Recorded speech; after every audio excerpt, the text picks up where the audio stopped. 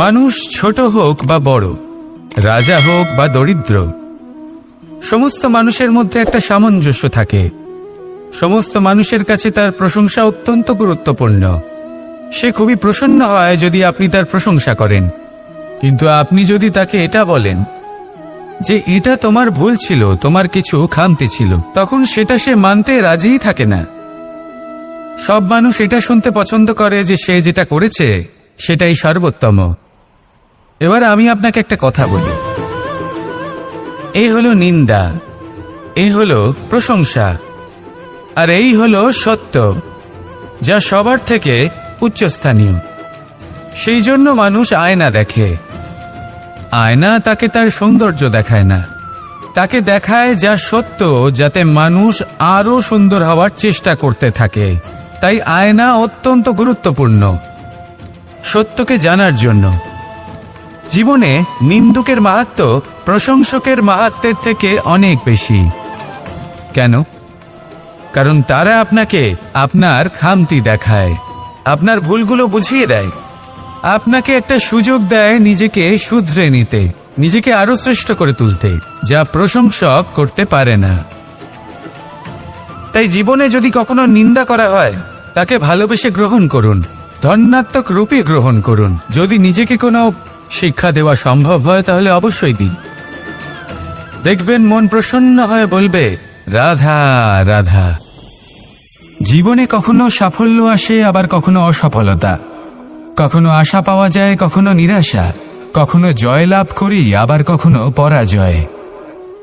এর পেছনের কারণটা জানা অত্যন্ত প্রয়োজনীয়। যদি আমি পরাজয়ের কথা বলি, যখনই আমরা পরাজয় লাভ করি আমরা ভাবতে থাকি যে এমন কেন হলো? আমাদের শত্রু কি বেশি শক্তিশালী ছিল, নাকি আমাদের নীতিতে কোনো খামতি ছিল? এই সমস্ত কারণের পেছনে খুব বড় একটা কারণ থাকে, আর সেই কারণ আমাদের অন্তরে সুপ্ত থাকে। ধরে নিন একটা পথ, তাতে আপনি চলছেন, সেই পথ কাঁটায় পরিপূর্ণ, কিন্তু আপনি পাদুকা পরে রয়েছেন আর আপনি হেঁটে সামনে এগিয়ে যান। এবার এমন একটা পথ এলো যা পুষ্পে ঢাকা, আর আপনি পাদুকা পরে রয়েছেন, কিন্তু আপনার পাদুকাতে একটা পাথর আটকে গেল। তখন দু পা হাঁটাও খুব কঠিন হয়ে পড়ে। এই সংসারের যে কোনো শক্তি আপনাকে পরাস্ত করার পূর্বে আপনি জানেন কে আপনাকে পরাস্ত করতে পারে? আপনার অন্তরের দুর্বলতা, আপনার অন্তরের সেই সুপ্ত শত্রু। আর সেই জন্য ইতিবাচক মনোভাব গুরুত্বপূর্ণ হয়ে পড়ে। ভালো মানুষদের সাথে থাকুন, সৎসঙ্গে থাকুন, বন্ধুত্ব করুন, ভালোবাসুন। এই ভালোবাসা এত শক্তিশালী এক অস্ত্র যাকে ব্রহ্মাস্ত্র পরাস্ত করতে পারে না। এই সমস্যারূপী পাথর কিছুই নয়। আসুন আমার সাথে ভালোবেসে বলুন, রাধা রাধা। মানুষের দুটো রূপ রয়েছে। এক, আমাদের এই মুখ, যা শুধুই চোখে দেখা যায়, আর দ্বিতীয় আমাদের এই মন, যা শুধুমাত্র অন্তরাত্মা দ্বারা দেখা যায়। এবার আমাদের এই মুখ, তা ঈশ্বর সকলকেই আগে থেকেই প্রদান করেছেন, কিন্তু এই মন কেমন হবে তা আমাদের জীবনের অনুভূতি এবং আমাদের জীবনের লক্ষ্য এগুলি সুনিশ্চিত করে। অর্থাৎ নেত্র দিয়ে দেখা যায় আমাদের এই মুখ, তা শুধুই এই কারণে প্রয়োজন যাতে সংসার আমাদের দেখতে পায়, আমাদের চিনতে পারে। কিন্তু যদি এই সংসারে আপনি প্রকৃত অর্থে মান সম্মান লাভ করতে চান, তাহলে নিজের অন্তরাত্মাকে আপনাকে বিকশিত করতেই হবে। দেখুন, কথায় আছে এই যে অসুর, তা শারীরিকভাবে উপস্থিত নয়, তা মনের মধ্যে থাকে। যদি এই মন থেকে অসুরকে বের করে দেওয়া যায়, তাহলে শরীরে তা উপস্থিত থাকবেই না। তাই মনকে শুদ্ধ করুন আর আমার সাথে ভালোবেসে বলুন, রাধা রাধা। মানুষ যখনই একে অপরের সামনে নিজেদের হৃদয়ের ভাবনা প্রকাশ করে, তখন এক অত্যন্ত প্রভাবশালী মাধ্যম তারা ব্যবহার করে, যাকে ভাষা বলা হয়। এবার আমি দেখেছি যে একজন মানুষ অনেকগুলো ভাষাতেই নিপুণ। আমি এটাও দেখেছি যে মানুষ অনেকগুলো ভাষায় কথা বলে, কখনো কখনো অনেক ভাষা মিলিত করে তার প্রয়োগ করে, উচিত প্রকারে তাকে ব্যবহার করে না, না সেটাকে সম্মান করে, আর না ভাষাকে শুদ্ধ রাখে। আর এটা হলো অনুচিত। যদি ভাষাকে শুদ্ধ রাখেন তাহলে ভাষা আপনার চরিত্রকে শুদ্ধ রাখবে, তা আপনার একাগ্রতা বাড়িয়ে তুলবে। এই প্রত্যেক ধ্বনিকে অনুভব করে যদি আপনি শব্দের উচ্চারণ করেন, ভাষাকে প্রয়োগ করেন, তাহলে আপনিও আনন্দ পাবেন, আর যিনি শুনছেন সেই ব্যক্তির কানেও মধুর শব্দ বাজবে। তাই মনে রাখবেন, যে ব্যক্তি ভাষার পবিত্রতাকে সম্মান করে তাকে সংসারও সম্মান করে। ভাষাকে শুদ্ধ এবং পবিত্র রাখুন, তাহলে ভাষা আপনার চরিত্রকেও শুদ্ধ এবং পবিত্র রাখবে। আর এই মন সুপ্রসন্ন হয়ে বলবে, রাধা রাধা। এ হলো রামায়ণের সময়কালের কথা। সেতু নির্মাণ করার কাজ চলছিল। সমস্ত বানর সেনা এই কাজে নিযুক্ত হয়েছিলেন। বড় বড় পাথর তুলে নিয়ে এই বানর সেনা সমুদ্রে ফেলছিলেন। এই কাজ চলছিল। এমন সময় ছোট্ট একটা কাঠবিড়ালি এলো। ছোট ছোট মাটির ডেলা হাতে নিয়ে সাগরের কাছে যাচ্ছিল, আর বড় বড় পাথরের পাশে রেখে দিচ্ছিল। যথাসম্ভব সেখানে রেখে আসছিল। সারা দিন ধরে সে এই পরিশ্রম করেই যাচ্ছিল। এবার শ্রীরাম তার এই কাজ দেখতে পেলেন। সেই ছোট্ট কাঠবিড়ালিটিকে নিজের হাতে তুলে নিলেন এবং অত্যন্ত ভালোবেসে তার পিঠে হাত বুলিয়ে দিলেন। কথায় আছে যে কাঠবিড়ালির পিঠে যে দাগ আছে, সেই 3টি দাগ এসেছে শ্রীরামচন্দ্রের 3 আঙুলের থেকে। যে কাজ আপনি করছেন তাতে সমস্ত শক্তি প্রয়োগ করুন। যতটা আপনার সামর্থ্য রয়েছে, যতটা আপনার প্রতিভা রয়েছে, সম্পূর্ণভাবে উৎসর্গ করে দিন। ঠিক এমনভাবে কর্ম করুন। সেই কাঠবিড়ালি কিন্তু তাই করেছিল। সেই জন্য শ্রীরামের সাথে সেও সেই কাহিনীতে অমর হয়ে গেছিল। সম্পূর্ণ শক্তি প্রয়োগ করুন, সম্পূর্ণ সামর্থ্যের সাথে কর্ম করুন, কারণ এটাই হলো শ্রেষ্ঠ পথ কোনো কর্ম করার। আসুন আমার সাথে ভালোবেসে বলুন, রাধা রাধা। এই সংসারে যখন সাফল্যের পথে আপনি অগ্রসর হবেন, তখন আপনার পরিশ্রম, একাগ্রতা, সাহসের সাথে সাথে সমাজের মানসিকতাও সহ্য করতে হবে।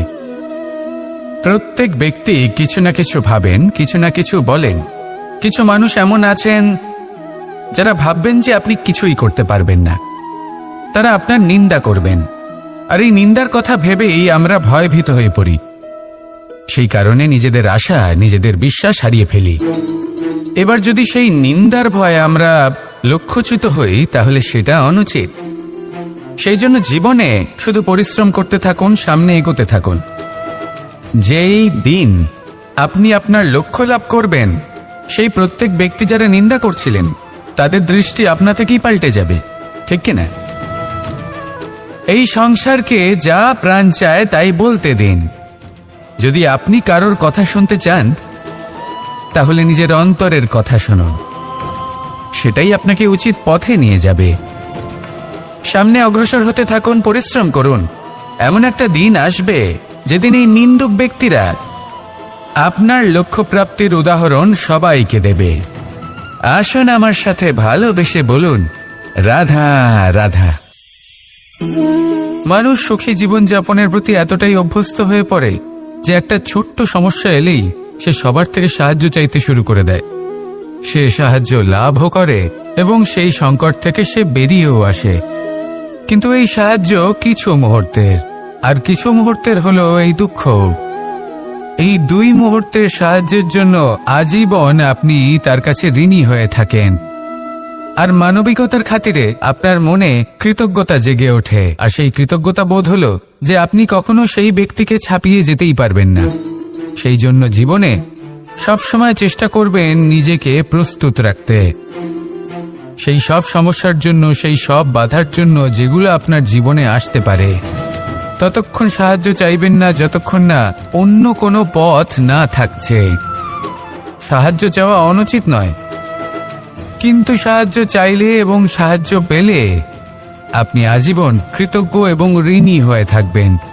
আর তারপর একদিন আপনি পরিবর্তন দেখতে পাবেন। যে কিভাবে আপনি ছোট ছোট সমস্যার জন্য সাহায্য না চেয়ে বড় বড় সমস্যার সম্মুখীন হতে প্রস্তুত হয়ে গেছেন। এটাই হলো সংসারের নীতি। এটাই পালন করুন আর আমার সাথে ভালোবেসে বলুন, রাধা রাধা। এমন অনেক মানুষ আছেন যারা আমাকে ভগবানের পরিভাষা জানতে চান, যে ভগবান আসলে কি, তিনি কেমন। এবার দেখুন, ভগবান হোক বা আপনার স্বপ্ন হোক বা আপনার লক্ষ্য হোক না কেন, সেই লক্ষ্য তখনই পূর্ণ হয়, তখনই তাকে লাভ করা সম্ভব যখন আপনার দৃষ্টিভঙ্গি মঙ্গলময় হয়, যখন আপনি নিজে মনে করবেন যে আমি যেটা পেতে চাইছি তা শুভ। উদাহরণস্বরূপ, কোনো পাখিকে দেখুন, সে গাছের ডালে বসে এবং সেখানেই বিশ্রাম করে, কিন্তু পড়ে না। কেন? কারণ ওর বিশ্বাস যে যে শাখার উপরে ও বসে আছে সেটাই হলো ওর বাসস্থান। যদি আপনি বিশ্বাস করেন তাহলে আপনি পাথরের মধ্যেও ভগবান দর্শন করতে পারবেন। আর যদি বিশ্বাস না থাকে, তাহলে যদি ভগবান সামনে দাঁড়িয়েও থাকে তবেও আপনার বিশ্বাস হবে না। তাই বিশ্বাস করতে শিখুন। এই বিশ্বাসের আধারেই আপনি সেই সব কিছু পাবেন যা আপনি পেতে চাইছেন। আসুন আমার সাথে ভালোবেসে বলুন, রাধা রাধা। গুরু, যিনি পথ দেখান, আমাদের জীবনে অত্যন্ত গুরুত্বপূর্ণ, অত্যন্ত আবশ্যক। কিন্তু কিছু মানুষ মনে করেন যে গুরুর কোনো প্রয়োজন নেই, কারণ এই সমগ্র জ্ঞান মানুষের অন্তরেই নিহিত রয়েছে। এবার প্রশ্ন এটাই, যদি সমস্ত জ্ঞান মানুষের অন্তরে নিহিত থাকে তাহলে গুরুর কি প্রয়োজন? আর যারা আজ পর্যন্ত গুরুকে মেনে এসেছেন তারা কি অনুচিত করেছেন? এর উত্তর আমি আপনাকে দেব একটা উদাহরণ দ্বারা। একটা কাঠ যা জ্বলনশীল, জ্বলনের ঊর্জা তার অন্তরে নিহিত রয়েছে, কিন্তু তার জ্বলনের জন্য বাইরে থেকে একটা অনুঘটকের প্রয়োজন হয়। এই অনুঘটকই হলেন আপনার গুরু। উত্তাপ যা একটা কাঠকে জ্বালাতে পারে, সেই উত্তাপ হলো গুরুর প্রচেষ্টা। যদি সেই গুরুই না থাকে, তার প্রচেষ্টাই না থাকে, তাহলে সেই সমস্ত জ্ঞান যা মানুষের অন্তরে নিহিত তা ব্যর্থ হয়ে যাবে। যদি আপনার সাথে আপনার গুরু থাকেন, আপনার পথ প্রদর্শন করেন, আপনার অন্তরের জ্ঞানকে বাইরে নিয়ে আসতে পারেন, তাহলে তাকে সম্মান করুন আর আমার সাথে ভালোবেসে বলুন, রাধা রাধা। असतो मा सद्गमय, तमसो मा ज्योतिर्गमय, মৃত্যুর্মা মৃতঙ্গময়। জ্ঞান সেটাই যা অসত্য থেকে সত্যের পথে চালিত করে। প্রকাশ সেটাই যা অন্ধকার থেকে আলোর পথে নিয়ে আসে। জীবন সেটাই যা মৃত্যু থেকে অমরত্বের পথে নিয়ে যায়। এবার এই তিনটে, জ্ঞান, জীবন এবং প্রকাশ, একই রকম। শূন্য থেকে এর উৎপত্তি হয় এবং আস্তে আস্তে আপনার জীবনে বিস্তার লাভ করে। এবার আমরা এটাই ভাবি যে কেমন করে এই তিনটিকে আগলে রাখা যায়। এর উত্তর হলো, এদের আগলে রাখার প্রয়োজনই নেই, ভাগ করে দিতে হবে। কোনো বৃক্ষকেই দেখে নিন, একটি বৃক্ষ অনেক বছর ধরে বেঁচে থাকে। কেন? কারণ সে ভাগ করে দিতে জানে। সে নিজের বীজ ছড়িয়ে দেয়, এই ধরিত্রীতে দেয়, সেই বীজ যা অঙ্কুরিত হয়ে এক নতুন বৃক্ষকে জন্ম দেয়। শুধু ছড়িয়ে দিয়ে একটি বৃক্ষ জীবন দান করতে পারে। যদি কোনো ব্যক্তি জ্ঞান ছড়াতে শিখে যান, যদি প্রকাশ, আলোর কিরণ ছড়িয়ে দিতে শিখে যায়, কোনো ব্যক্তি তার জীবনের সুখ ছড়িয়ে দিতে শিখে যান, তাহলে তিনি মৃত্যুর পরও মৃত হন না। এই ভাগ করে দেওয়ার সুখটাই কিছুটা আলাদা। এই সুখ অনুভব করুন আর আমার সাথে ভালোবেসে বলুন, রাধা রাধা। আপনি কখনো কোনো সরোবরের দিকে তাকান, যার জল হলো শান্ত, স্থির। আপনি স্পষ্ট দেখতে পাবেন সেই সরোবরের তলদেশে কি রয়েছে। তাতে সাঁতরে বেড়াচ্ছে সুন্দর মাছ, চকচকে কিছু পাথর, স্বর্ণরূপী বালি, সবই আপনি দেখতে পাবেন। কিন্তু যখনই আপনি একটা ছোট্ট পাথর তুলে সেই জলে ছুঁড়ে ফেলবেন, তখন সেই জল বিচলিত হবে আর সেই স্পষ্টতা ন্যূনতম হয়ে যাবে। তারপর কিছুই স্পষ্টভাবে দেখা যাবে না। এই ঘটনা মানুষের সাথেও ঘটে। মানুষ যদি বিচলিত হয়ে পড়ে, তখন সে বুঝতে পারে না যে বর্তমানে কি হয়ে চলেছে আর ভবিষ্যতে কি করা উচিত। কিন্তু সেই মানুষ যদি শান্ত থাকেন, স্থির থাকেন, ধন্যাত্মক থাকেন, তাহলে নিশ্চিত রূপেই বুঝতে পারবেন যে বর্তমানে কি করতে হবে আর ভবিষ্যতে কি করতে হবে। তাই নিজের মধ্যে সেই স্থিরতা আনুন, সেই ধৈর্য ধরুন, নিজেকে শান্ত রাখুন আর সবার মধ্যে ভালোবাসা ছড়িয়ে দিন। এই মন প্রসন্ন হয়ে বলবে, রাধা রাধা। সম্পর্ক এ হলো এক বন্ধন যা আমাদের এক সূত্রে বেঁধে রাখে। কিন্তু এমন কিছু ব্যক্তি থাকেন যারা এই সম্পর্কের বিষয়ে নিজস্ব একটা ধারণা করে ফেলেন যে সম্পর্ক এরকম হওয়া উচিত, সম্পর্ক সেরকম হওয়া উচিত। আমি এই সম্পর্কের জন্য কত কিছু করেছি এই ব্যাখ্যা করতে থাকেন আর তার বদলে অনেক কিছু প্রত্যাশাও করেন। কিন্তু সত্য হলো এটাই যে সব সম্পর্ক একরকমের হয় না, কিন্তু প্রত্যেক সম্পর্কের একটা বিশেষত্ব থাকে। যেমন চোখ আর নাকের এই সম্পর্ককেই দেখুন। চোখের সব থেকে কাছে কি আছে? নাক আছে। কিন্তু এই চোখ দিয়ে এই নাককে আমরা দেখতেই পাই না। তবে কি ধরে নেব এই সম্পর্কের কোনো মূল্য নেই? এমনও নয়। ঠিক এইভাবেই যদি কোনো ব্যক্তি তার আবেগ আপনার কাছে ব্যক্ত করতে না পারে বা প্রকট করতে না পারেন বা আপনাকে বোঝাতে না পারে, তাহলে তার মানে এটা নয় যে তার সাথে আপনার সম্পর্কের তিক্ততা রয়েছে। এমনটা কখনোই নয়। শুধু চোখ আর নাকের এই সম্পর্কের মতোই হলো আমাদের জীবনে আমাদের আপনজনের সাথে সম্পর্ক। যদি কারোর ব্যবহার আপনার প্রতি অনুচিত হয় বা যদি কেউ অনুপস্থিত থেকে থাকে বা কেউ যদি আপনাকে বুঝতে না পারেন, তাহলে তার অর্থ এটা নয় যে আপনি সেই সম্পর্ক ভেঙে ফেলবেন।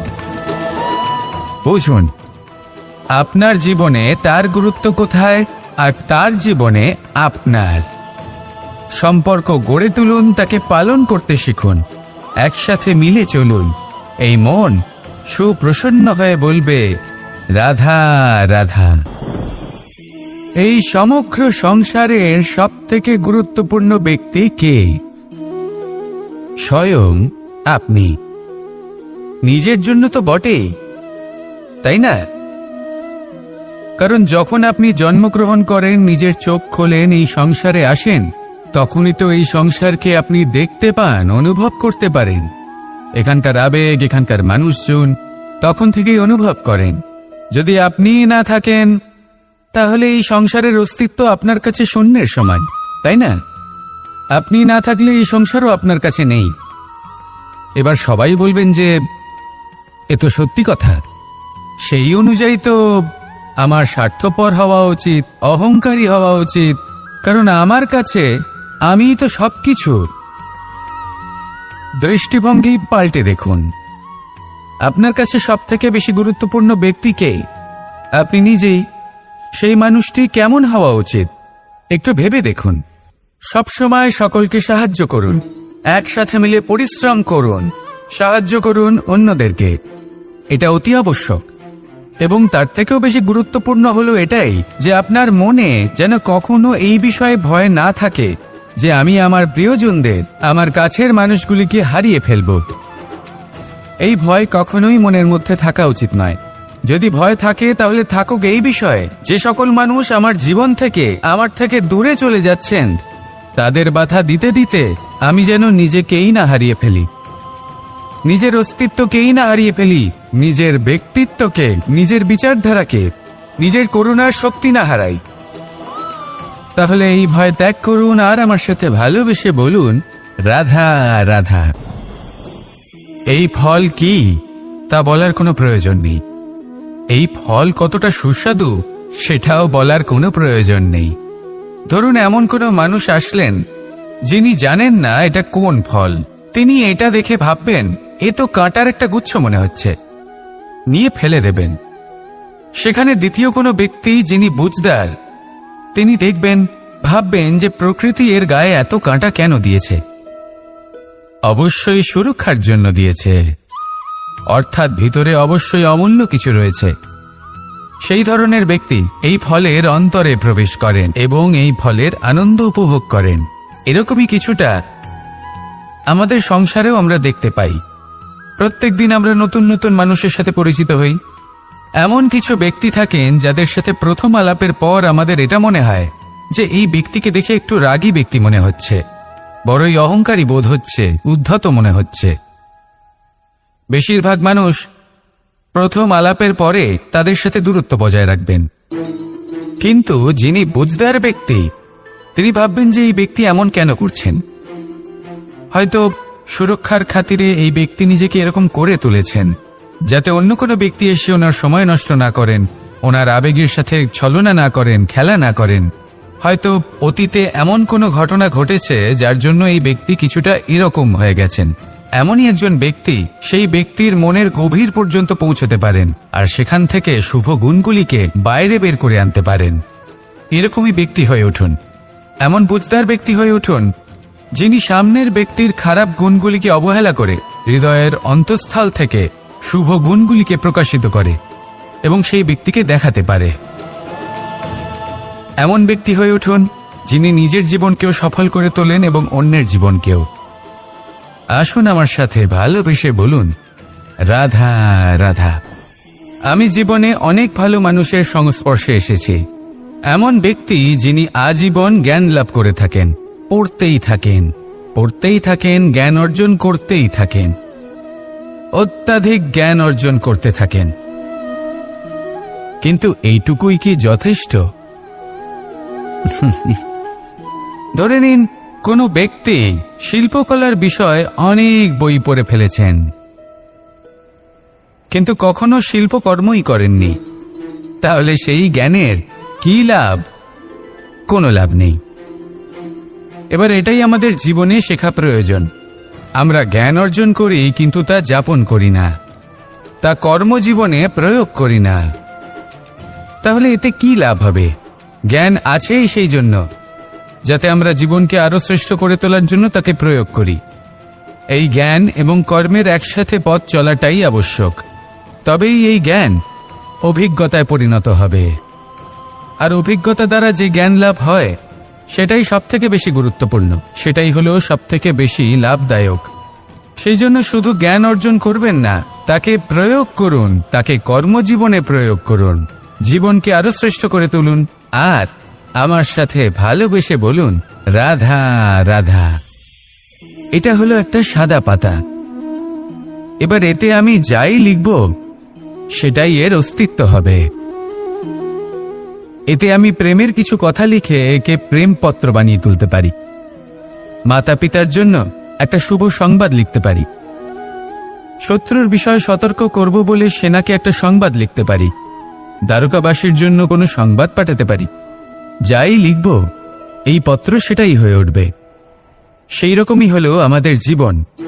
আমরা যেমন কর্ম আমরা করব, আমাদের অস্তিত্ব এবং ব্যক্তিত্ব ঠিক তেমনই হয়ে উঠবে।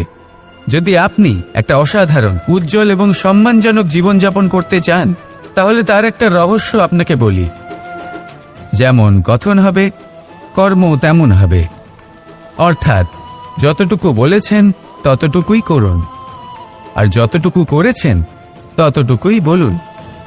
এই একটা নিয়ম যদি আপনারা পালন করেন, তাহলে এই সংসারের সমস্ত পণ্ডিত আপনাকে অবশ্যই সম্মান করবেন।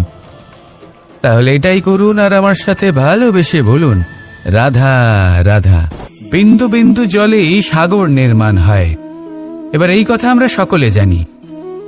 আপনি কি এই কথাটা জানেন যে ছোট ছোট সুখের দ্বারাই বড় সুখ লাভ করা যায়?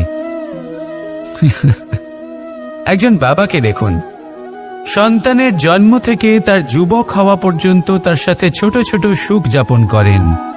এই ছোট ছোট সুখগুলি তাদের প্রেমের সম্পর্কে গভীরতা নিয়ে আসে এবং প্রেমের এই গভীরতা তাদের জীবনে বড় সুখ নিয়ে আসে। এটা ঠিক সেই রকম যেরকম বিশাল এক সমুদ্রে, গভীর এক সমুদ্রে অমূল্য রত্ন খুঁজে পাওয়া যায়। এটাও ঠিক সেই রকমই। সেই জন্য জীবনে বড় বড় সুখের খোঁজ করতে গিয়ে সময় নষ্ট করবেন না। এই যে ছোট ছোট সুখ আছে, এগুলোকে যাপন করা শুরু করুন।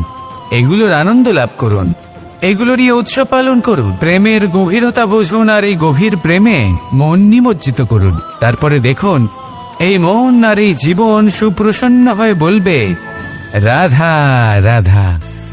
মানুষের জন্ম কখনো তার ভবিষ্যৎ নির্ধারণ করতে পারে না। হ্যাঁ, ওর জীবনযাত্রা অবশ্যই সুখময় হতে পারে, নির্ভর করে যে ও কোন পরিবারে জন্ম নিচ্ছে, তার পরিবার পরিজন কে হন, তার মাতা পিতা কে হন, তাকে কেমন শিক্ষা দেওয়া হয়েছে, কেমন ভাবে পালন করা হচ্ছে।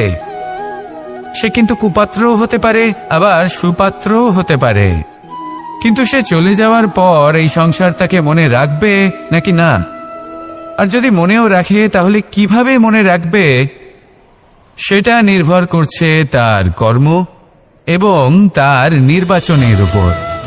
ঠিক যেমন বর্ষার এই জলের ফোঁটা যখন মেঘ থেকে ঝরে পড়ে, তখন তার এই নির্বাচন হলো গুরুত্বপূর্ণ, কারণ তার নির্বাচন তার উপর নির্ভর করছে তার ভবিষ্যৎ কেমন হবে। ঝিনুকের মুখে পড়লে মুক্ত হয়ে ওঠে, সাপের মুখে পড়লে বিষ, আর যদি কোনো পাতায় পড়ে তাহলে শিশিরে পরিণত হয়। তাহলে কর্ম এবং নির্বাচন দুটি জীবনে গুরুত্বপূর্ণ। এদের বিষয় বিশেষ যত্ন নেবেন এবং আমার সাথে ভালোবেসে বলবেন, রাধা রাধা। আমাদের সকলের কাছে বৃক্ষ অত্যন্ত প্রিয়। আমরা সর্বদাই চাই এই বৃক্ষ যেন সবুজ থাকে, ফুলে ফলে ভরে থাকে, আমাদের ছায়া প্রদান করে, তা যেন সুস্থ থাকে, আমাদের ফল প্রদান করে। আর সেই জন্য আমরা প্রতিদিন সেই বৃক্ষকে জল প্রদান করি। কিন্তু কখনো ভেবে দেখেছেন যে জল তো আমরা বৃক্ষের গোড়ায় দিই, তারপরেও এই জল সেই বৃক্ষের প্রত্যেকটি পাতায় ঠিক পৌঁছে যায়? এটা কিভাবে সম্ভব? কিছুটা এরকমই হলো আমাদের কর্ম।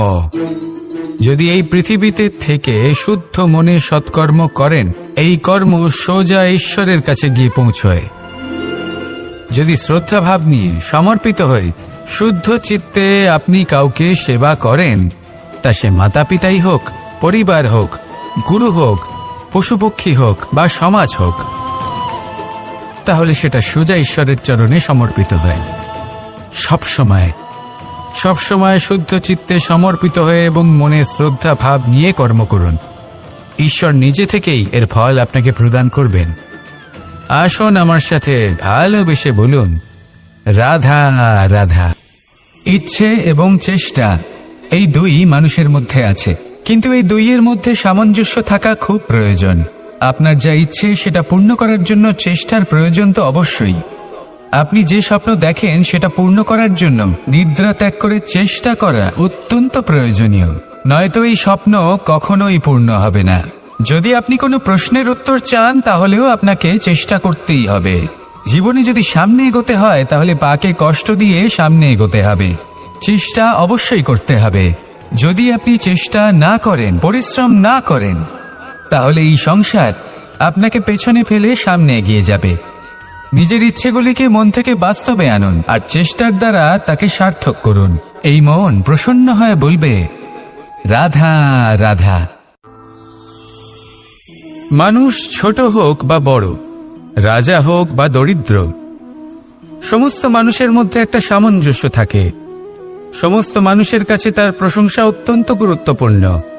সে খুবই প্রসন্ন হয় যদি আপনি তার প্রশংসা করেন, কিন্তু আপনি যদি তাকে এটা বলেন যে এটা তোমার ভুল ছিল, তোমার কিছু খামতি ছিল, তখন সেটা সে মানতে রাজিই থাকে না।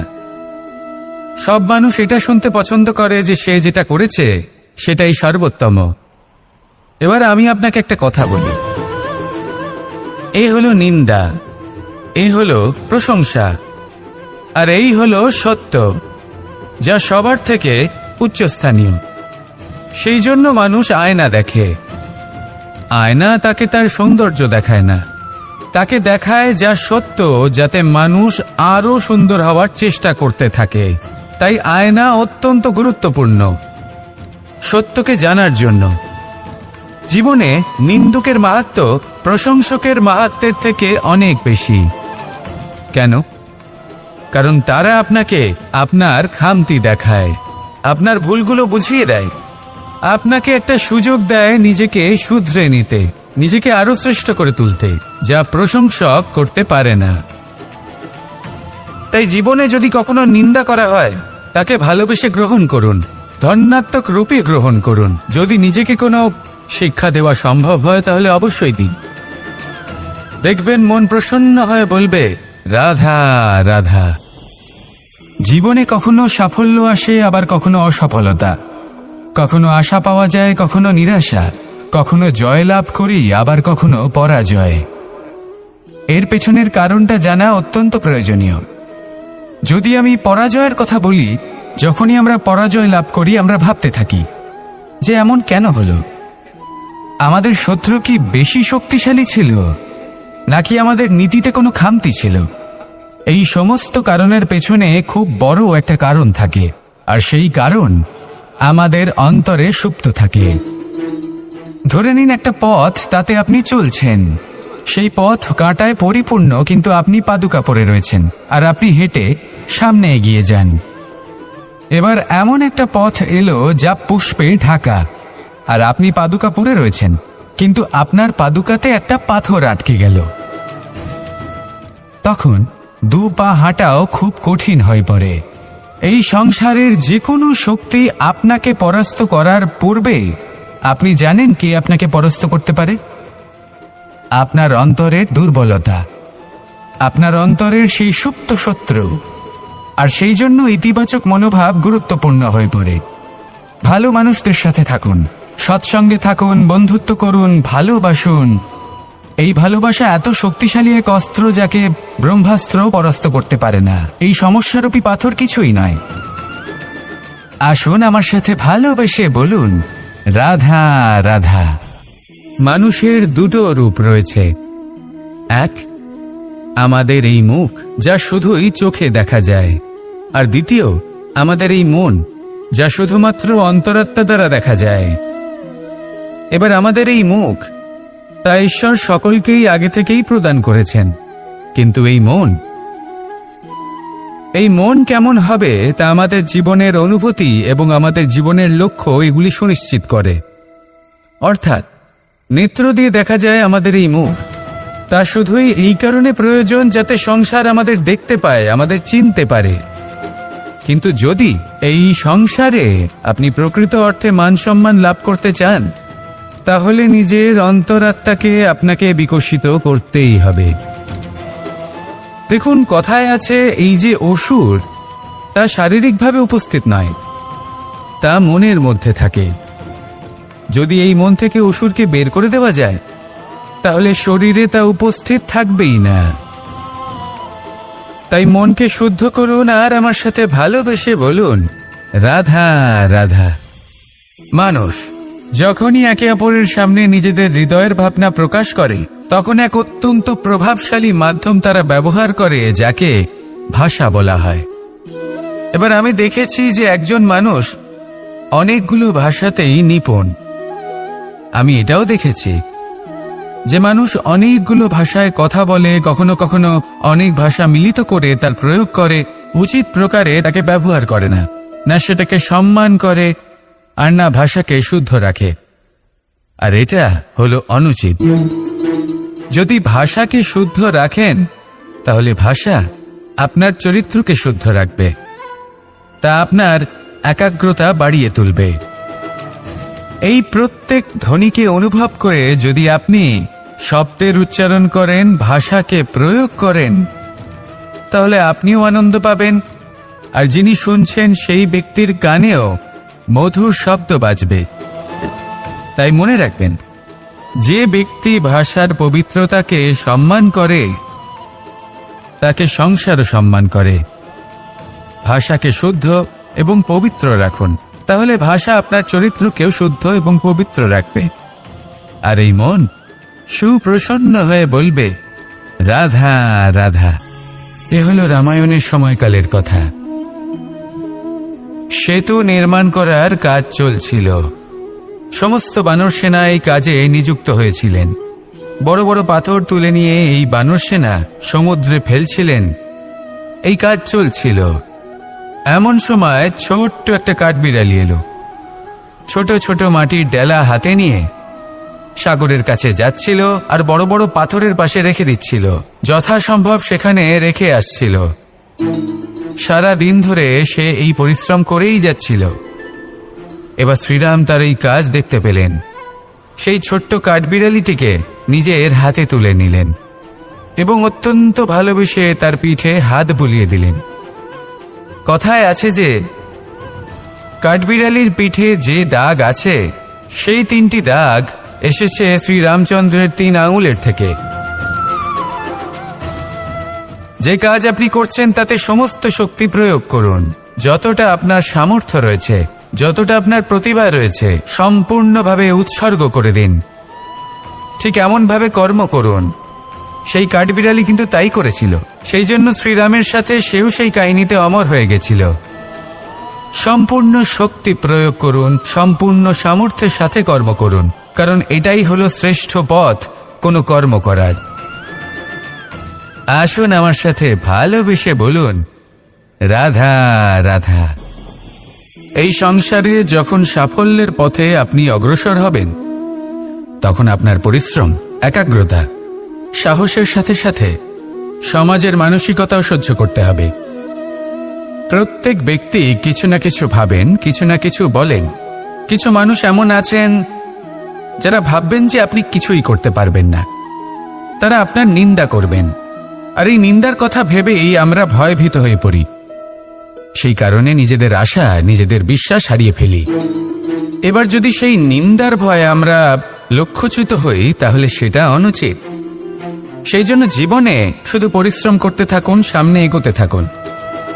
যেই দিন আপনি আপনার লক্ষ্য লাভ করবেন, সেই প্রত্যেক ব্যক্তি যারা নিন্দা করছিলেন তাদের দৃষ্টি আপনা থেকেই পাল্টে যাবে, ঠিক কিনা? এই সংসারকে যা প্রাণ চায় তাই বলতে দিন। যদি আপনি কারোর কথা শুনতে চান, তাহলে নিজের অন্তরের কথা শুনুন। সেটাই আপনাকে উচিত পথে নিয়ে যাবে। সামনে অগ্রসর হতে থাকুন, পরিশ্রম করুন। এমন একটা দিন আসবে যেদিন এই নিন্দুক ব্যক্তিরা আপনার লক্ষ্য প্রাপ্তির উদাহরণ সবাইকে দেবে। আসুন আমার সাথে ভালোবেসে বলুন, রাধা রাধা। মানুষ সুখী জীবনযাপনের প্রতি এতটাই অভ্যস্ত হয়ে পড়ে যে একটা ছোট্ট সমস্যা এলেই সে সবার থেকে সাহায্য চাইতে শুরু করে দেয়। সে সাহায্য লাভও করে এবং সেই সংকট থেকে সে বেরিয়েও আসে। কিন্তু এই সাহায্য কিছু মুহূর্তের, আর কিছু মুহূর্তের হলো এই দুঃখ। এই 2 মুহূর্তের সাহায্যের জন্য আজীবন আপনি তার কাছে ঋণী হয়ে থাকেন। আর মানবিকতার খাতিরে আপনার মনে কৃতজ্ঞতা জেগে ওঠে। আর সেই কৃতজ্ঞতা বোধ হলো যে আপনি কখনো সেই ব্যক্তিকে ছাপিয়ে যেতেই পারবেন না। সেই জন্য জীবনে সবসময় চেষ্টা করবেন নিজেকে প্রস্তুত রাখতে সেই সব সমস্যার জন্য, সেই সব বাধার জন্য যেগুলো আপনার জীবনে আসতে পারে। ততক্ষণ সাহায্য চাইবেন না যতক্ষণ না অন্য কোনো পথ না থাকছে। সাহায্য চাওয়া অনুচিত নয়, কিন্তু সাহায্য চাইলে এবং সাহায্য পেলে আপনি আজীবন কৃতজ্ঞ এবং ঋণী হয়ে থাকবেন। আর তারপর একদিন আপনি পরিবর্তন দেখতে পাবেন যে কিভাবে আপনি ছোট ছোট সমস্যার জন্য সাহায্য না চেয়ে বড় বড় সমস্যার সম্মুখীন হতে প্রস্তুত হয়ে গেছেন। এটাই হলো সংসারের নীতি। এটাই পালন করুন আর আমার সাথে ভালোবেসে বলুন, রাধা রাধা। এমন অনেক মানুষ আছেন যারা আমাকে ভগবানের পরিভাষা জানতে চান, যে ভগবান আসলে কি, তিনি কেমন। এবার দেখুন, ভগবান হোক বা আপনার স্বপ্ন হোক বা আপনার লক্ষ্য হোক না কেন, সেই লক্ষ্য তখনই পূর্ণ হয়, তখনই তাকে লাভ করা সম্ভব যখন আপনার দৃষ্টিভঙ্গি মঙ্গলময় হয়। যখন আপনি নিজে মনে করবেন যে আমি যেটা পেতে চাইছি তা শুভ। উদাহরণস্বরূপ, কোনো পাখিকে দেখুন, সে গাছের ডালে বসে এবং সেখানেই বিশ্রাম করে, কিন্তু পড়ে না। কেন? কারণ ওর বিশ্বাস যে যে শাখার উপরে ও বসে আছে সেটাই হলো ওর বাসস্থান। যদি আপনি বিশ্বাস করেন তাহলে আপনি পাথরের মধ্যেও ভগবান দর্শন করতে পারবেন। আর যদি বিশ্বাস না থাকে, তাহলে যদি ভগবান সামনে দাঁড়িয়েও থাকে তবেও আপনার বিশ্বাস হবে না। তাই বিশ্বাস করতে শিখুন। এই বিশ্বাসের আধারেই আপনি সেই সব কিছু পাবেন যা আপনি পেতে চাইছেন। আসুন আমার সাথে ভালোবেসে বলুন, রাধা রাধা।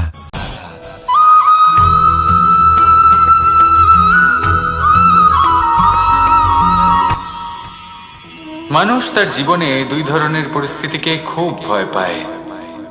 এক, কোনো কারণবশত কারোর সামনে নত হওয়া। দুই, কোনো কারণে নিজের চরিত্র থেকে, নিজের মূল্যবোধ থেকে বিচ্যুত হওয়া। এবার কেন হয় এরকম যে কথায় কথায় কারোর সামনে নত হতে হয়? কেন বারংবার নিজের চরিত্র থেকে চ্যুত হতে হয়? এরকম কেন হয়? এটা তখনই হয় যখন আমাদের শিক্ষা এবং মূল্যবোধের অভাব থাকে। যদি মানুষের মধ্যে প্রকৃত শিক্ষা থাকে তাহলে এই সংসারে কোনো সময় এবং কারোর সামনেই নত হওয়ার কোনো প্রয়োজন নেই। যদি মানুষের মধ্যে মূল্যবোধ থাকে তাহলে তাকে নিজের মূল্যবোধ বা চরিত্র থেকে বিচ্যুত হতে হয় না, তা সে যাই হয়ে যাক না কেন। কোনো বালককে যদি জন্ম থেকেই সুশিক্ষার অধিকারী করা হয়, শিক্ষিত করা হয়, মূল্যবোধের অধিকারী করা হয়, তবে সে এই সংসারে এমন কর্ম করবে যাতে সে নিজেকে, নিজের পরিবারকে, সমগ্র সমাজকে গর্বিত করতে পারে। শিক্ষা লাভ করুন, মূল্যবোধ লাভ করুন এবং আমার সাথে ভালোবেসে বলুন, রাধা রাধা।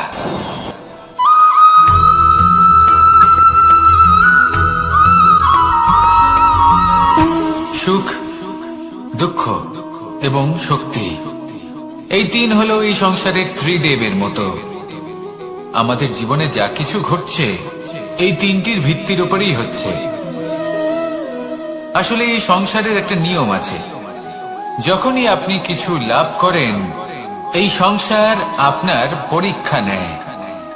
এটা জানার জন্য আপনার পরীক্ষা নেয় যে আপনি যা কিছুই লাভ করেছেন আপনি কি আদৌ সেটার যোগ্য কিনা। ঠিক সেইভাবেই এই সুখ, দুঃখ এবং শক্তি আপনার পরীক্ষা নিয়ে থাকে। যখন সুখ আসে তখন সে আপনার পরীক্ষা নেয় যে আপনার মধ্যে অহংবোধ জাগ্রত হয়নি তো। যদি অহংবোধ চলে আসে তাহলে সুখ সেখানেই সঙ্গ ত্যাগ করে। দুঃখ আপনার ধৈর্যের পরীক্ষা নিতে থাকে, আর যদি আপনার মধ্যে ধৈর্য না থাকে তাহলে এটা আপনাকে আরো বেশি দুঃখের গভীর অন্ধকারে ঠেলে দেবে। সেখানে শক্তি পরীক্ষা নেয় আপনার বিনম্রতার। যদি আপনি বিনম্র না হন তাহলে হয় এই শক্তি আপনার সঙ্গ ত্যাগ করবে, নয় এই শক্তি বিনম্রতার অভাবে আপনার পতনের কারণ হতে পারে। এই সংসারে যে কোনো ব্যক্তি যিনি এই পরীক্ষায় উত্তীর্ণ হয়ে থাকেন এই জীবনে তিনি সাফল্য লাভ করেন। আসুন আমার সাথে ভালোবেসে বলুন, রাধা রাধা।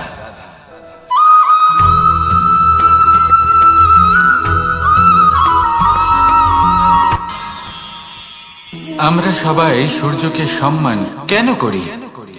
কারণ আমরা জানি যে সন্ধেবেলা যখন সূর্যাস্ত হবে তখন শুধুমাত্র অন্ধকার বাকি থাকবে। ঠিক কিছুটা এরকমই হয় আমাদের মাতা পিতাও, যিনি আমাদের জন্ম দেন, আমাদের ভরণ পোষণ করেন, আমাদের বড় করেন, আমাদের প্রেম প্রদান করেন।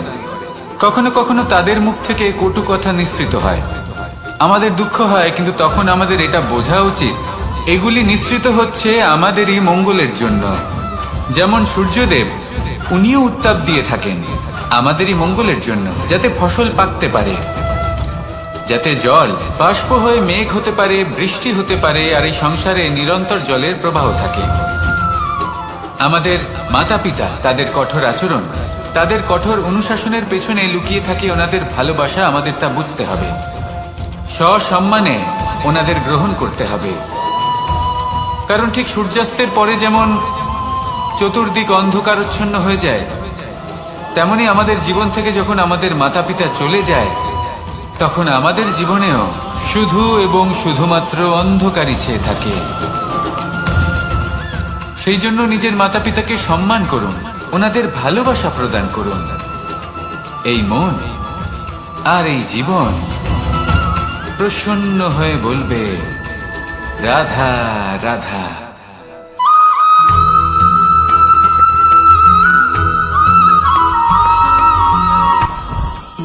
জীবনে কিছু শেখা অত্যন্ত গুরুত্বপূর্ণ।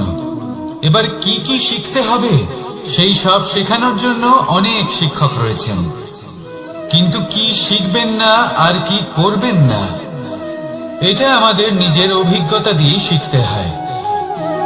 কিন্তু তার মানে এটা নয় যে যদি আপনাকে শিখতে হয় যে আগুনের তাপ কতটা, আপনাকে আগুনের মধ্যে হাত দিতে হবে।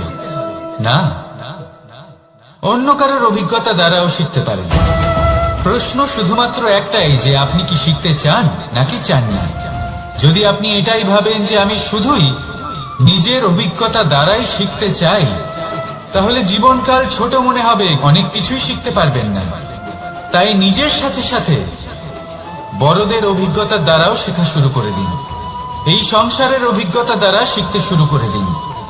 আর এটা নিশ্চিত রূপে শেখা আবশ্যক যে কখন কি করবেন না, কোথায় থামতে হবে আর কোথায় থামবেন না। তাহলে আসুন আর আমার সাথে ভালোবেসে বলুন, রাধা রাধা।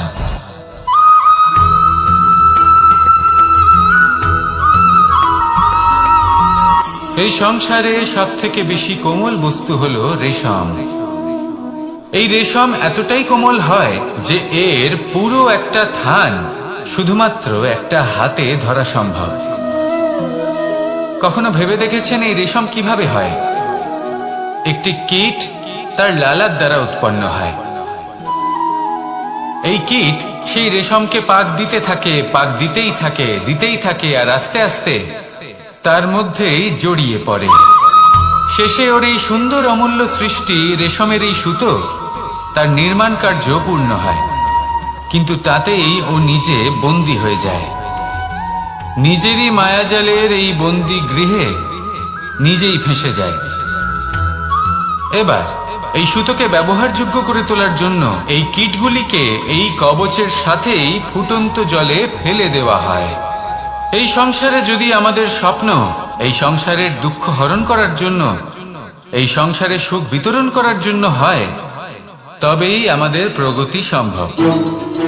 যদি আমাদের এই স্বপ্ন শুধুই আমাদের এবং আমাদের স্বার্থ সিদ্ধির জন্য হয়, তাহলে এই স্বপ্ন আমাদের অন্ধ করে দেবে, আমাদের অন্ধকারের পথে নিয়ে যাবে, আর আমরাও সেই কীটের মতো হয়ে যাব।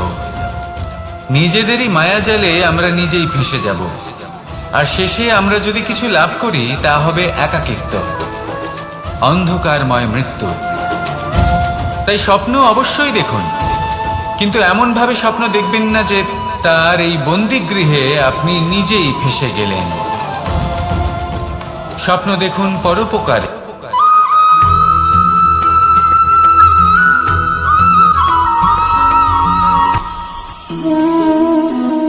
শক্তি এক অত্যন্ত বিচিত্র বস্তু, বা বলতে পারেন অনুভূতি।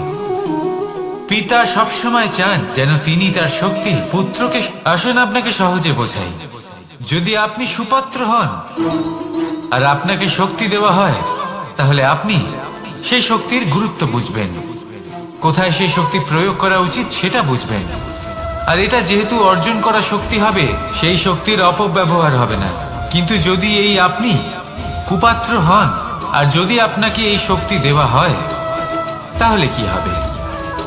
দেখতে গেলে এই শক্তি আপনি দান হিসেবে পেয়েছেন, তাই না আপনি এই শক্তির গুরুত্ব বুঝবেন আর না এর প্রয়োগ আপনি জানবেন। তার অপব্যবহার হওয়া সুনিশ্চিত। তাই যদি আপনি কোনো শক্তি অর্জন করতে চান, তাহলে আগে তার যোগ্য হয়ে উঠুন, পুত্র নয় পাত্র হয়ে উঠুন।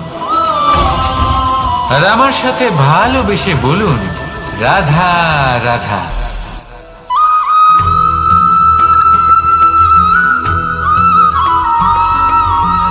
এই সংসারে প্রত্যেক মানুষ এটাই চান যে তিনি যেন ধনবান হন, আর্থিক অবস্থা তার ভালো থাকে, ওনার বাড়িতে লক্ষ্মীর আগমন হয়। কিন্তু সেটা হবে কি করে, সেটাই হলো প্রশ্ন। কেউ বলেন যে যদি পরিশ্রম করো তাহলে ধন অর্জন সম্ভব, কেউ বলেন যে যদি বিদ্যা লাভ হয় তবেই ধন অর্জন সম্ভব, কেউ বলেন যে যদি বলশালী হও তবেই সম্পন্ন থাকবে। ভালো কথা, যদি তাই হয়ে থাকে, তবে দিনমজুর সারা দিন পরিশ্রম করেন, তিনি কেন ধনী হন না? অনেকজন বিদ্বান মানুষ আছেন এই সংসারে, তারা কেন ধনবান হন না? অনেক সংখ্যক বলশালী ব্যক্তি আছেন, তাদের কাছে ধন নেই কেন? তাদের কেন ধনের অভাব হয়? আবার এমনও কিছু মানুষ আছেন যারা পরিশ্রম করেন, তারা দিনমজুর, কিন্তু তারা ধন অর্জন করতে পারেন। কিছু বিদ্বান ব্যক্তি আছেন যাদের কাছে অধিক মাত্রায় ধন রয়েছে। কয়েকজন বলশালী ব্যক্তি রয়েছেন যাদের কাছে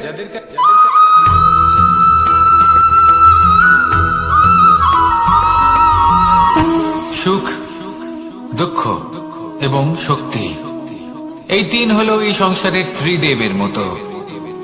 আমাদের জীবনে যা কিছু ঘটছে এই তিনটির ভিত্তির উপরেই হচ্ছে। আসলে এই সংসারের একটা নিয়ম আছে, যখনই আপনি কিছু লাভ করেন এই সংসার আপনার পরীক্ষা নেয়। এটা জানার জন্য আপনার পরীক্ষা নেয় যে আপনি যা কিছুই লাভ করেছেন আপনি কি আদৌ সেটার যোগ্য কিনা। ঠিক সেইভাবেই এই সুখ, দুঃখ এবং শক্তি আপনার পরীক্ষা নিয়ে থাকে। যখন সুখ আসে তখন সে আপনার পরীক্ষা নেয় যে আপনার মধ্যে অহংবোধ জাগ্রত হয়নি তো। যদি অহংবোধ চলে আসে তাহলে সুখ সেখানেই সঙ্গ ত্যাগ করে। দুঃখ আপনার ধৈর্যের পরীক্ষা নিতে থাকে, আর যদি আপনার মধ্যে ধৈর্য না থাকে তাহলে এটা আপনাকে আরো বেশি দুঃখের গভীর অন্ধকারে ঠেলে দেবে। সেখানে শক্তি পরীক্ষা নেয় আপনার বিনম্রতার।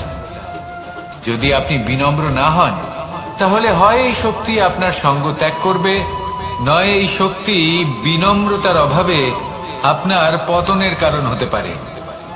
এই সংসারে যে কোনো ব্যক্তি যিনি এই পরীক্ষায় উত্তীর্ণ হয়ে থাকেন এই জীবনে তিনি সাফল্য লাভ করেন। আসুন আমার সাথে ভালোবেসে বলুন, রাধা রাধা।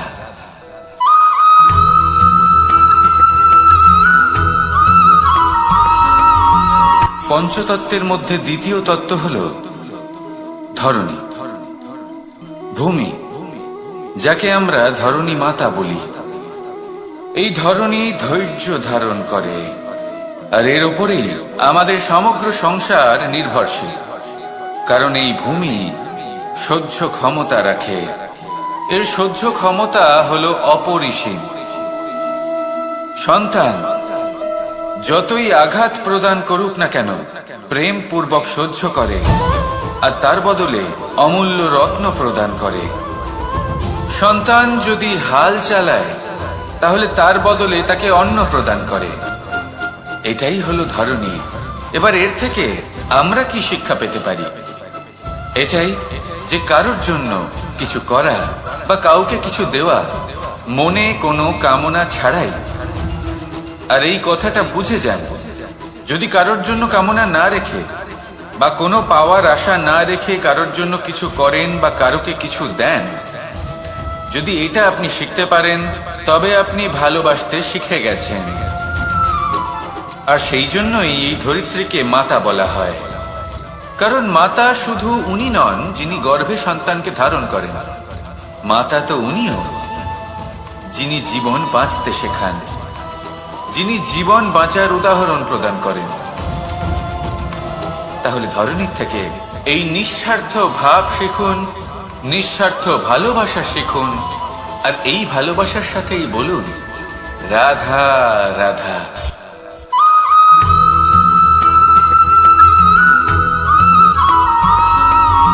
মানুষ জন্মগ্রহণ করে, তার সাথে ভয়েরও জন্ম হয়।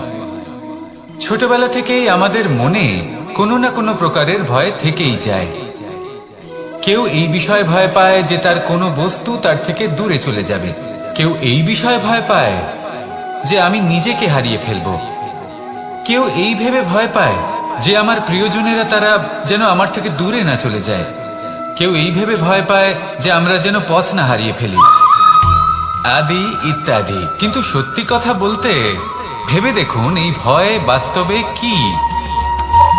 শুধুই একটা মনস্থিতি, আর কিছুই নয়। যা কিছু আপনি জীবনে পেয়েছেন তা একদিন আপনাকে হারাতে হবে।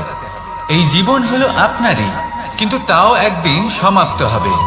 তাই ভয় পেয়ে কি লাভ? এই ভয় শুধু আপনাকে জীবন যাপন করা থেকে বাধা দিচ্ছে, আর কিচ্ছু নয়। পথ হারিয়ে ফেললেই বুঝতে পারবেন যে নতুন পথ কিভাবে বানাতে হয়। কিছু মানুষকে জীবন থেকে হারালে তবেই আপনি বুঝবেন যে আপনার আপনজনকে। এই ভয়ের কারণে ভীত হয়ে থাকবেন না। এই তারা নক্ষত্র অন্ধকারের অভাবে গুরুত্ব হারায়। শিবকেও মহাদেব হবার জন্য বিষপান করতে হয়েছিল। প্রত্যেক পরিস্থিতি, প্রত্যেক সাফল্য আপনার পরীক্ষা নেবে, তাতে উত্তীর্ণ হওয়া হলো আপনার কর্ম। যখনই আপনি ভয় পাবেন বা সংকটের সম্মুখীন হবেন, তখন সাহসের সাথে তার সম্মুখীন হন। মনে রাখবেন, যে সম্মুখীন হতে জানে সাফল্য তার সাথে সবসময় থাকে। আসুন আর আমার সাথে ভালোবেসে বলুন, রাধা রাধা।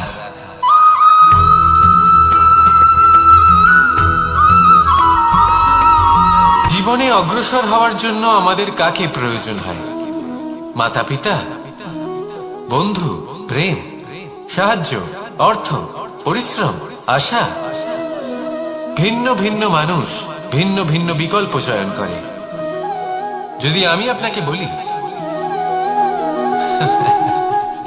তাহলে জয় আর পরাজয়ের মন্ত্র দুটো শব্দের উপর নির্ভর করে, মেনে নেওয়া আর দৃঢ় হওয়া।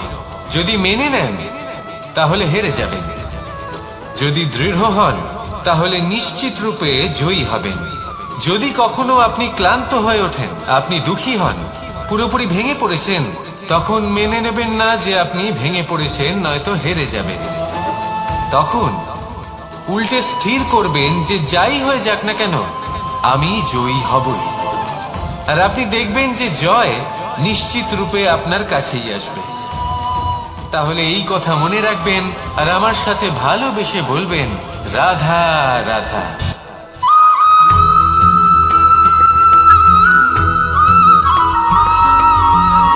এই সংসারে কোনো বস্তু হোক বা ব্যক্তি হোক, তার একার গুরুত্ব কিন্তু খুব বেশি নয়। একটা উদাহরণ হিসেবে বৃষ্টির ফোঁটাকে ভেবে দেখুন। যদি একটি বৃষ্টির ফোঁটা হয় তাহলে তার খুব বেশি গুরুত্ব থাকে না, কিন্তু যখন সহস্র বৃষ্টির ফোঁটা মেঘের মধ্যে দিয়ে ঝরে পড়ে, তখন সেটা বর্ষার রূপ ধারণ করে। সেই বর্ষা যাই প্রকৃতিকে শান্ত করে। সেইভাবেই পাথরের ছোট টুকরো, তার খুব বেশি গুরুত্ব থাকে না, কিন্তু যখন অসংখ্য পাথরের টুকরো একত্রিত হয় তখন তা পর্বতের আকার ধারণ করে। সেইভাবেই কিছু মানুষ যখন একত্রিত হন তখন তৈরি হয় পরিবার, কিছু পরিবার যখন একত্রিত হয় তখন তৈরি হয় সমাজ, যখন অনেক সংখ্যক সমাজ একত্রিত হয় তখন তৈরি হয় রাজ্য। এবার এই রাজ্যের সব থেকে গুরুত্বপূর্ণ ব্যক্তি হতে পারেন রাজা, কিন্তু তাও সেই রাজা একা কিছু করতে পারেন না। যুদ্ধ লড়ার সময় তারও নিজের সৈন্যদলকে প্রয়োজন পড়ে। কিন্তু এই সংসারে এমন একজন ব্যক্তি আছেন যিনি একাই সব কাজ করতে থাকেন, এবং সেই ব্যক্তি হলেন মা। আমাদের জীবনে একজন পিতার ভূমিকা কিন্তু নিঃসন্দেহে অমূল্য, কিন্তু আমাদের সকলের জীবনে যে ভূমিকা একজন মায়ের তা অন্য কারোর থাকে না। একজন মা একাই সন্তানকে বড় করতে পারেন, সংস্কারী করে তুলতে পারেন, তার জন্য পরিশ্রম করেন। আর এত কিছু কাজ করার পরেও তার কাজের জন্য তিনি প্রশংসা অবশ্য পান না। উল্টে যদি সেই সন্তান অনুচিত পথে চালিত হয়, অনুচিত কর্ম করে, তখন সেই মাকেই অপবাদের পাত্র হয়ে উঠতে হয়। আমাদের জীবনে মায়ের যোগদান কতটা সেটা বুঝুন। আপনাকে বড় করে তোলার জন্য উনি কতটা পরিশ্রম করেছেন সেটা বুঝুন। আজ থেকে, এখন থেকে, এই মুহূর্ত থেকে মাকে সম্মান করতে শিখুন। যখন সময় পাবেন, যখন সুযোগ হবে, তখন তার প্রশংসা করুন, ওনারও ভালো লাগবে। আর মায়ের এই মমতার জন্য, তার এই ভূমিকার জন্য আসুন সবাই মিলে আমরা তাকে প্রণাম করি, আর সকলে মিলে ভালোবেসে বলি, রাধা রাধা।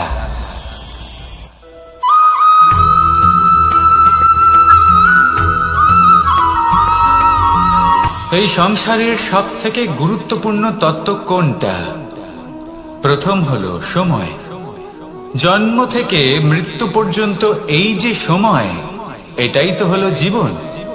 দ্বিতীয় হলো জীবন, যাতে আমরা সময়ের সদ্ব্যবহার করি, শ্রেষ্ঠ থেকে শ্রেষ্ঠতর কাজ করার চেষ্টা করি। বহু বছরের এই পরম্পরা, এই সংস্কৃতিকে এগিয়ে নিয়ে যাওয়ার চেষ্টা করি। এই সংসারে আমরা অংশগ্রহণ করতে চেষ্টা করি। তৃতীয় হলো ধন, সেই ধন যা প্রত্যেক ব্যক্তি অর্জন করতে চেষ্টা করেন। এবার এই তিনটি তত্ত্বের মধ্যে একটা সামঞ্জস্য আছে, সমান ব্যাপার আছে। সে ধনই হোক বা সময় হোক বা হোক জীবন। আর সেই সমান ব্যাপার হলো যে যদি আপনি এটা গণনা করতে থাকেন তাহলে তা কমতে থাকে, যদি আপনি এটা ব্যবহার করেন তাহলে তা বাড়তে থাকে। একে সংগঠিত করে রাখতে চেষ্টা করলে এ হাত থেকে ফসকে যায়, কিন্তু যদি আপনি একে সামলে রাখতে শিখে যান তাহলে এমন কাজ করবেন যাতে সংসারের সাথে সাথে পরবর্তী প্রজন্ম লাভবান হবে। যদি কিছু শিখতে চান তাহলে সামলাতে শিখুন, গণনা করা বা সংগঠিত করা নয়। আসুন আর আমার সাথে ভালোবেসে বলুন, রাধা রাধা।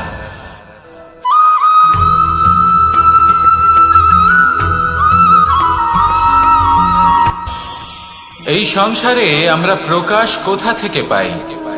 এর উত্তর বড়ই সরল।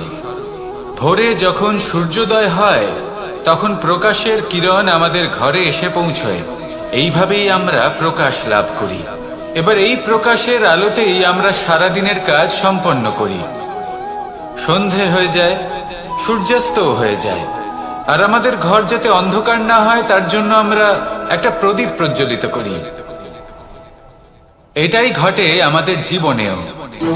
এবার প্রবাহমান আয়ুর সাথে আমরা আমাদের অন্তরে যদি একটা প্রদীপ প্রজ্বলিত করে নিই তাহলে বিষয়টাই অন্যরকম হবে। এবার আপনি বলবেন কোন প্রকাশের কথা বলছি যা আমাদের অন্তরে জাগ্রত করা সম্ভব? আমাদের আত্মার মাঝে প্রেমের প্রকাশ জাগ্রত করার কথা বলছি। কারণ আমাদের এই জীবন এও হলো দিনের আলোর মতো। আজ প্রকাশ আছে কিন্তু কোনোদিন অবশ্যই অস্ত হবে। কিন্তু অস্ত হবার আগে যদি আমরা আমাদের আত্মার মাঝে প্রেমের এই প্রকাশ উজ্জ্বলিত করে নিই তাহলে আমাদের সন্ধ্যাকালও আমরা আনন্দে এবং প্রেমে যাপন করব।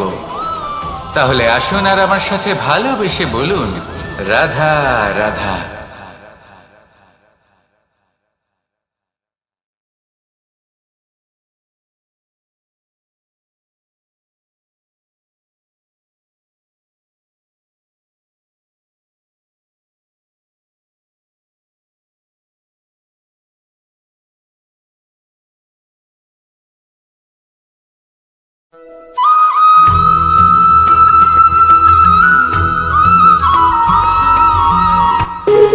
যখন মানুষের মৃত্যু হয় তখন কি হয়? অনেক সংখ্যক মানুষ শোক পালন করতে চলে আসেন। যে ব্যক্তি মৃত্যু লাভ করেছেন তার অনেক বস্তু থাকে যেগুলো তার প্রিয়, যেগুলো তিনি ব্যবহার করেছেন। তার শয্যা, তার বস্ত্র, তার আভূষণ সবকিছু তার থেকে বিচ্ছিন্ন করা হয় এবং খালি হাতে তাকে শ্মশানের উদ্দেশ্যে রওনা করা হয়। আমি আপনাকে এই প্রশ্ন করতে চাই, আপনি এই সংসারে কি অর্জন করেছেন? ধন, সম্পত্তি, বস্ত্র, আভূষণ, এই সব কিছু যে আপনি অর্জন করেছেন আপনার মৃত্যুর পরে তা আপনার থেকে দূর হয়ে যাবে। এর উত্তর হলো একটাই, আপনার কর্ম। শুধু সেটাই আছে যা একান্ত আপনার, আর শুধু সেটাই এই সংসার থেকে চলে যাওয়ার পরেও সংসারে জীবিত থাকবে।